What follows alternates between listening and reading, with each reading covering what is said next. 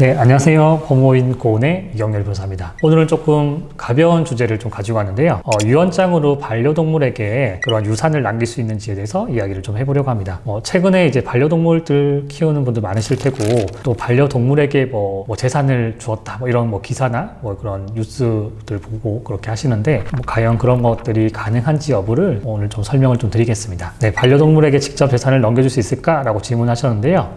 사실 현행 법상으로는 그것은 불가능합니다. 민법 제3조는 권리 능력의 존속기간이라고 규정하면서 사람은 생존한 동안 권리와 의무의 주체가 된다고 규정하고 있는데, 우리나라 이제 법률상 권리 의무의 주체가 되기 위해서는 기본적으로 사람에 한정됩니다. 동물이나 이렇게 포함되어 있는 것이 아니라 사람이라고 구체적으로 규정하고 있기 때문에 사람만이 권리를 가질 수 있고 의무를 또 질 수도 있습니다. 그리고 예외적으로 태화나 법인의 경우에 법률이 정한 바에 따라서 권리 의무의 주체가 되기도 하지만 동물은 이에 해당되지는 않습니다. 대법원도 민법이나 그 밖의 법률에 동물에 대한 권리를 인정하는 규정이 없고, 이를 인정하는 간수법도 존재하지 않으므로 동물은 권리 의무의 주체가 될 수 없다고 판시한 바가 있습니다. 반려동물은 법률적인 권리나 의무의 주체가 될 수 없기 때문에, 따라서 유언을 한다고 하더라도 반려동물 자체에 대해서 이제 재산을 물려줄 수는 없습니다. 그런데 이렇게 안 된다고 답변을 드리려고 오늘 영상을 준비한 것은 아니고요. 다른 방법을 통해서 마치 반려동물에게 재산을 넘겨준 것처럼 하는 효과를 거둘 수 있는데요. 그 부분을 좀 설명드리겠습니다. 네, 반려동물을 위해 유산을 남길 수 있는 방법,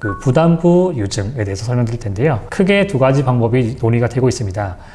먼저 이제 신뢰할 수 있는 사람을 지정하면서 내 친구한테 사망하기 전에 내 반려동물의 보호자로 지정을 하면서 이제 반려동물을 잘 돌볼 것을 조건으로 해가지고 재산을 넘겨주는 이른바 이제 부담부 유증, 부담부 증여를 하는 방법이 있습니다. 사실 이런 부분들은 반려동물보다도 부모님들 활용하는 경우도 있는데요.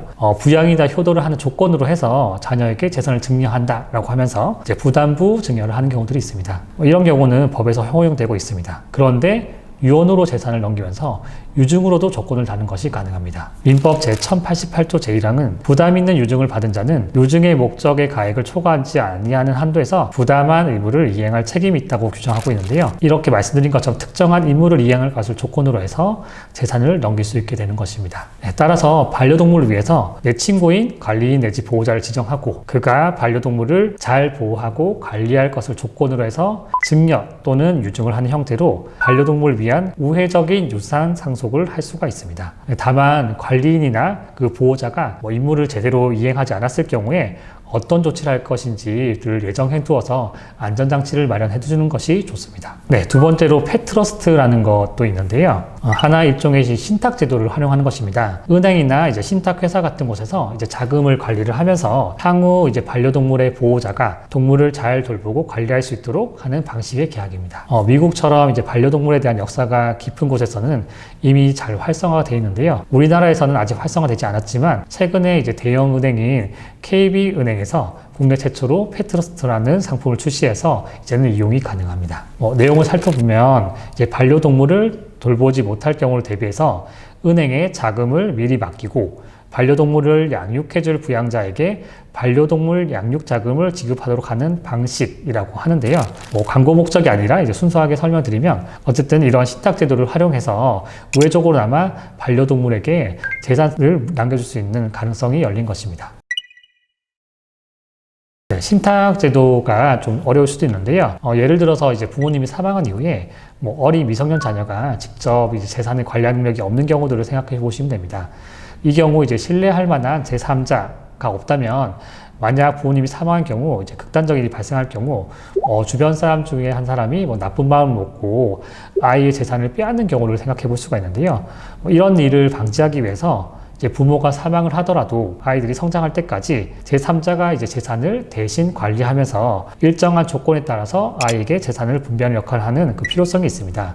그래서 미국에서 주로 신탁 제도를 활용하고 있고, 은행이나 신탁회사 같은 신뢰할 만한 기관들이 그 역할을 대신하고 있습니다. 펫트러스트도 결국 이제 반려동물이 스스로 재산을 관리할 수는 없잖아요.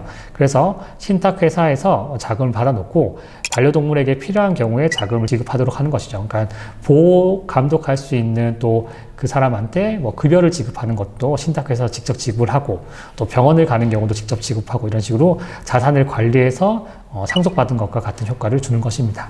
네, 오늘은 그 반려동물의 유산 상속에 대해서도 이야기를 해봤는데요. 좀 도움이 되셨으면 좋겠고요.